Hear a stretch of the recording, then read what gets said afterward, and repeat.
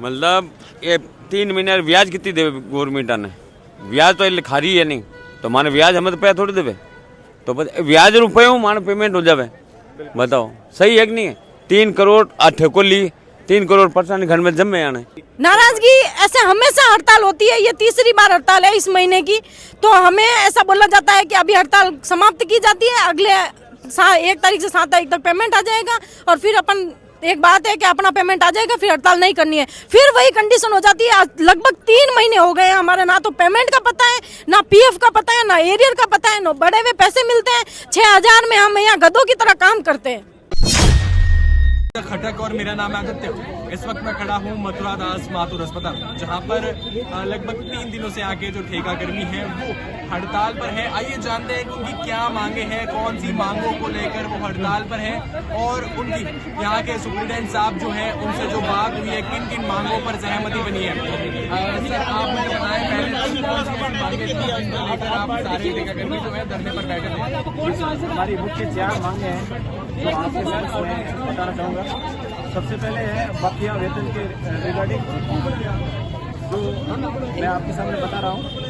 दूसरी मांग है नियमित भुगतान, जो राजस्थान गाइडलाइंस के अकॉर्डिंग 7 से 10 तारीख तक प्रावधान है। 7 से 10 तारीख किसी भी वेतन भुगतान हो जाना चाहिए।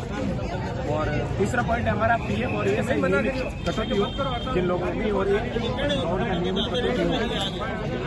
और चौथा पॉइंट है हमारा श्रम गाइडलाइंस के अकॉर्डिंग नोटिफिकेशन आया था 1 तारीख से लेकर 23 तारीख तक हमारा जो वेतन कटौती हुआ था उसका एरिया बाकी है। तो ये 4 मांगे हम लेके सुप्रीडेंट साहब के सामने गए थे। सुप्रीडेंट साहब ने हमें आश्वासन दिया कि आपकी जो मांगे हैं, हमने लेटर प्राप्त हुआ हमारे को, वो पहले जो हमने लेटर पेश किया था सर हम इसके रिगार्डिंग प्राप्त करना चाहते, तो उन्होंने बोला ठीक है करो हड़ताल, पर कैजुअलिटी छोड़ देना और मरीजों के हित में हमें यही सब। वैसे हमारा एक मंशा है मरीजों के हित में रह के काम करेंगे और सभी समझते हैं जो पढ़े लिखे हैं, तो हमने किसी का वो नहीं मरीजों के हित में काम नहीं किया। मरीजों के हित में वैसे भी एक एजुकेटेड और प्रोफेशनल कैडर से है मेडिकल फील्ड में, तो ये चीज़ हमने वैसे ध्यान रखी है। फिर भी सुप्रीडेंट साहब के कहने के बावजूद इन चीज़ों पर फोकस भी किया। कैजुअलिटी इमरजेंसी, जिस डिपार्टमेंट इमरजेंसी है इमरजेंसी को छोड़ा होता है। फिर उसके बाद में 2 दिन के धरने के बाद में आज सुप्रीडेंट साहब के सामने हमारी वार्ता हुई, जिसमें नियोजित कर्मचारियों का वेतन संबंधित मांगे क्रमबद्ध। उन्होंने बताया कि आपकी जो लीगल मांगे थी 4 मांगे वो हमने मान ली है और उन्होंने आश्वासन दिया है कि आगे वाले 2 दिन के अंदर 1 महीने का वेतन भुगतान कर दिया जाएगा। और दूसरा और तीसरा और चौथा, अगर आपके किन स्टाफ के जो वेतन 4-4 महीने से भुगतान नहीं हुआ है वो भी शामिल है। और एक जो नियमित जो भुगतान हो रहा है नवंबर और दिसंबर का, ये 2 वेतन भुगतान है दोनों महीने के, वो भी भुगतान कर दिया जाएगा। लेकिन लंबित है पहले से, उसका भी समाधान कर दिया जाएगा। लास्ट उन्होंने 7 तारीख तक पूरा हिसाब क्लियर करने का बोला है। आश्वासन भी बाकायदा उन्होंने हमारे को ये लेटर लिख के दिया, लिखित में लेटर जारी किया है। तो आपके सामने ये लेटर भी मैं आपके मौखिक के लिए पढ़ के सुनाना चाहता हूँ। उपरोक्त विषय अंतर्गत लेख है कि आपके द्वारा दिए गए ज्ञापन में आपकी वेतन संबंधित मांगे हैं, बकाया वेतन भुगतान करना, संबंधित समयबद्ध वेतन, पीएफ ईएसआई नियमित कटौती और 1 जनवरी से लेकर 1 जनवरी 2023 से एरियर भुगतान करवाना, संबंधित मांगों को मानते हुए चिकित्सा प्रशासन सहमति जता रहा है। उसके उक्त मांगों की पूर्ति हेतु संबंधित ठेका फर्म को नियमित वेतन भुगतान करने पर पाबंद करेगी। ये उन्होंने बाकायदा लिखित में लेटर हमारे को दिया है।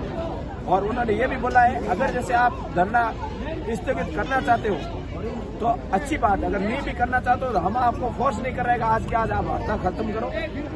ये बात उन्होंने हमें आश्वासन के तौर में बाकायदा लिखित में दी है।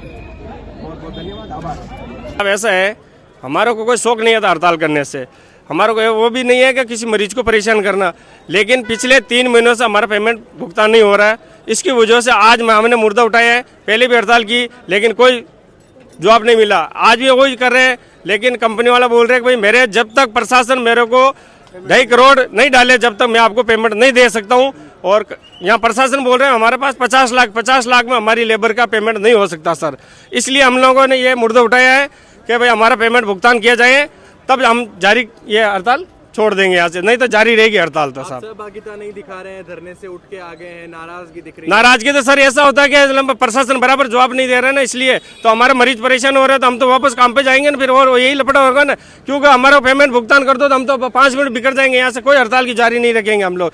आज 15 साल से नौकरी कर रहे हैं तो हम लोग समझते हैं, सबकी समस्या समझ रहे हैं, कितने परेशान हो रहे हैं यहाँ पे मरीज। सुप्रीडेंट साहब से आदेश भी आदेश आया लेकिन अभी तक तिनका का आदेश नहीं आया साहब। मतलब ये 3 महीने ब्याज कितनी देवे गवर्नमेंट ने, ब्याज तो खा रही है नहीं, तो माने ब्याज हमें तो पैसा थोड़ी देवे, तो ब्याज रुपये माने पेमेंट हो जावे। बताओ सही है कि नहीं है? 3 करोड़ ठेको ली, 3 करोड़ परेशानी घर में जमे आने। कितने दिन हो गए धरने को? धरने को तो 3 दिन ही हुआ है, और 3 महीने का वो 3 महीने हो जाएगा, पेमेंट नहीं आया। पेमेंट बाकी है। हाँ, क्या कहना चाहेंगे? मेरा नाम गुड्डी है, गुड्डी शर्मा।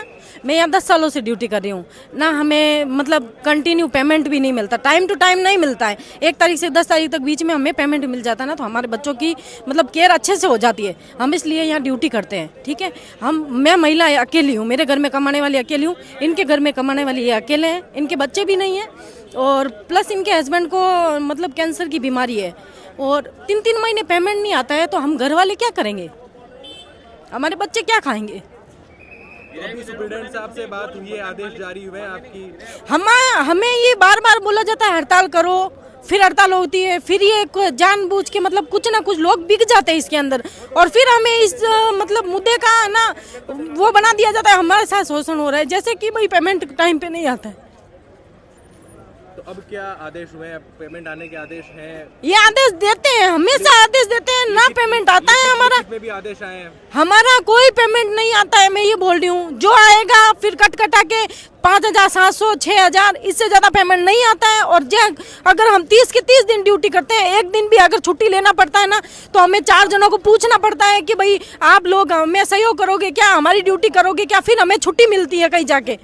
हमें वो भी टाइम नहीं मिलता है, हमारे घर बच्चों को देने के लिए टाइम नहीं मिलता है। कंटिन्यू ड्यूटी करते हैं, टाइम टू टाइम ड्यूटी करते हैं, फिर भी हमारे वेतन का ऐसा क्यों, हमें परेशान क्यों किया जाता है? तरफ से जो प्रतिनिधि बन के गए हैं उनके साथ आपकी नाराजगी दिख रही थी अभी? नाराजगी ऐसे हमेशा हड़ताल होती है, ये 3री बार हड़ताल है इस महीने की।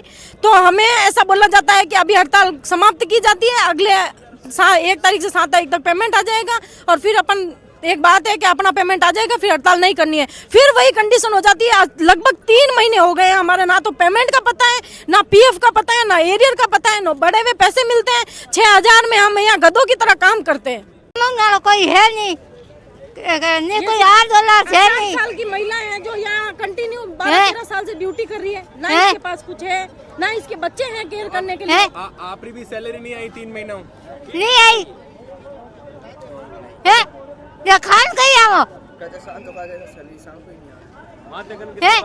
नहीं, कोई $8 है नहीं, तो बीमार पड़ गया, खान कहीं आओ।